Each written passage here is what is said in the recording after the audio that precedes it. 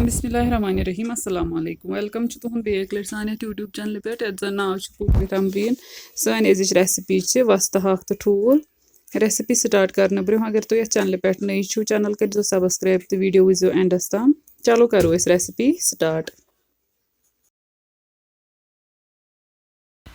यपर नु वो मे तील तील युथी गरम गस तो अत मज करो गंड फ्राई यह करो गंड पूर फ्राई योताम यह गोल्डन ब्राउन गि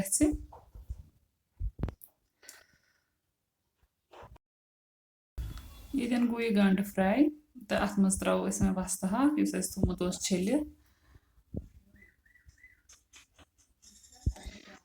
वस्त हाक अत मज त्रो पे नून 2 चमचे बेन यह रुहन थोमुत मे न्युक न्युक कर त्रोस तो अत दिमो थोड़ा करो मिक्स योताम अत यह आब नेर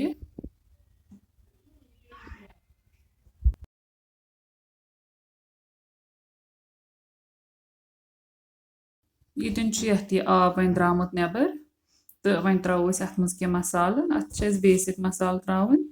मर्चवांगन चमचे 2 बे त्रोस लेदरि चमचे 1 तो बादियान पाउडर चमचे 1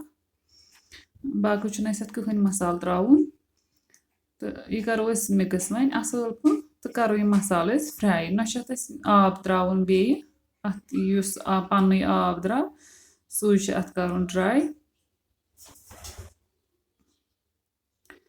यीतन गो यह आब खुश वन थवन ये इंडक्शनस थवन कम फ्लेम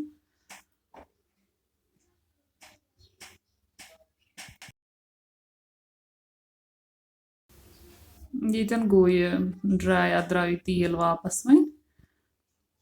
तो यह थो वन साइडस कुन तो वन यपर पैन तो अत मज त्रो मस्टर्ड ऑयल अत मज करो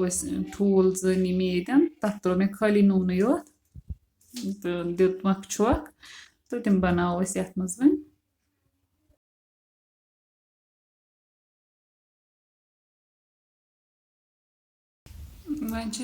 असल पे मिक्स करें अत मन बनावन बुर्जी टाइप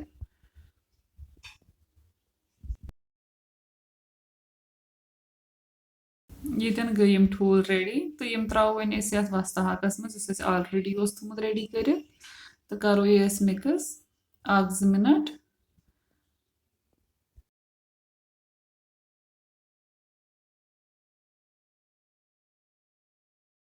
वन थोस पे ढक्कन तो दिमोस रेस्ट 2-5 मिनट